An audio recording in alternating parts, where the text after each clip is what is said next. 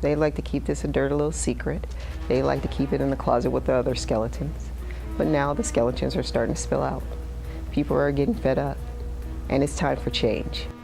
Behind the gates of the Guard, an investigative unit exclusive uncovers a disturbing hidden culture inside California's National Guard. Good evening, everyone. I'm Jessica Aguirre. And I'm Raj Mathai. Always ready, always there. It's their motto. The California National Guard has a long history of helping people in difficult times. But tonight, in a joint investigation by NBC Bay Area and KNBC in Los Angeles, some say sexual assault and racism go unchecked. Chief Investigative Reporter Tony Kovaleski joins us with this eye-opening report. And Tony, the whistleblowers, I believe, reached out to the investigative unit, correct? That is correct, Raj. They are telling their stories, frustrated with a lack of action inside the gates of the Guard. Nearly 24 coming forward to expose what they say is the truth.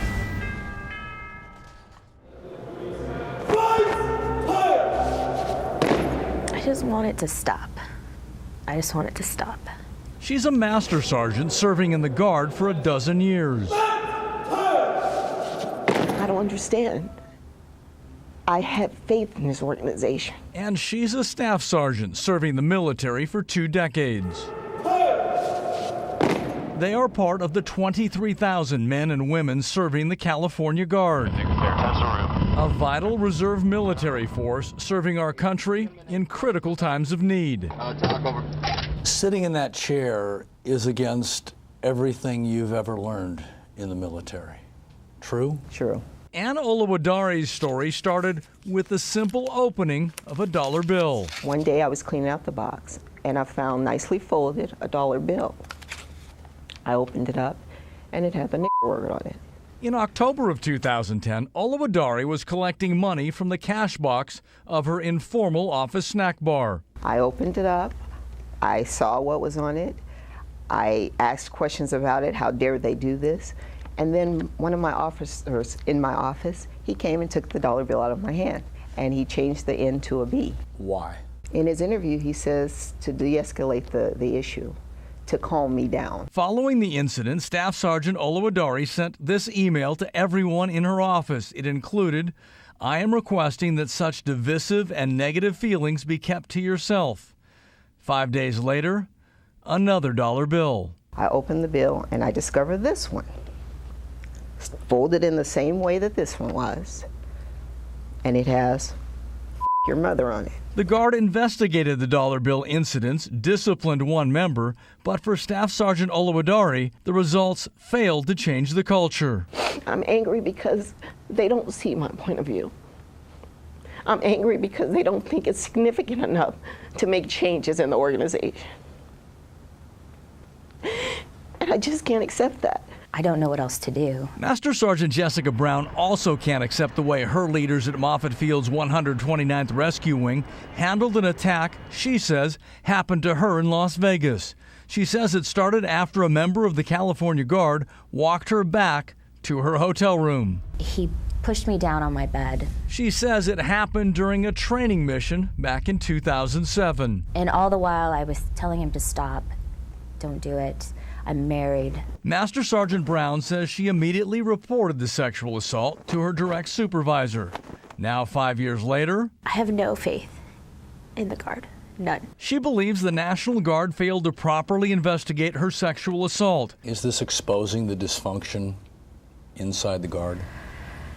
Yes. Brown says following the incident in Las Vegas, she returned to duty where she says she experienced sexual harassment and inappropriate touching. She says it continued for years. It's multiple things over and over again. Why'd you decide to get involved here? Because I'm a commander. Frustrated with the Guard's lack of response to Jessica Brown's reports, Lieutenant Colonel David Emery sent a series of memos to General David Baldwin, the commanding officer of the California Guard. Do you have any reason to doubt her statements? Absolutely not. She's one of the finest NCOs I've ever seen. In his memos earlier this year, Lieutenant Colonel Emery wrote, "No reported action has been taken against anyone in the chain of command regarding the numerous leadership and wingman failures." Another memo included, I was the first commander to display any interest in her situation. For getting involved, were you retaliated against? Oh, absolutely. How many of you believe, show of hands now, you've been retaliated against for trying to do the right thing? I have. Absolutely. I have. Several times. All 9 of you. Absolutely. Yes, absolutely. Our investigation included meetings and interviews with more than a dozen members of the Guard. They say they've witnessed sexual harassment, racism, retaliation. Is that part of the culture of the National Guard? Yeah. Absolutely. Yes. What is the current reputation of the California National Guard? Well, it's not a good one. It's not a good reputation. It's not. Chief Warrant Officer Ronald Petty is a decorated member of the Oklahoma National Guard. Last year, he was one of 2 independent investigators sent to California to investigate problems. Reading from your report, sexual harassment and a hostile work environment is commonplace in the California National Guard. That's what we got from everybody we talked to, that it was commonplace. We obtained a copy of the report. After interviewing 14 members of California's Guard, the report states the California Air National Guard mediation process is seriously flawed. Racial tension has been high since 2008. The N-word and the F-word are used daily and often. And failure to investigate complaints is common. Chief, in your decades of experience, have you ever seen anything like you found in California? No.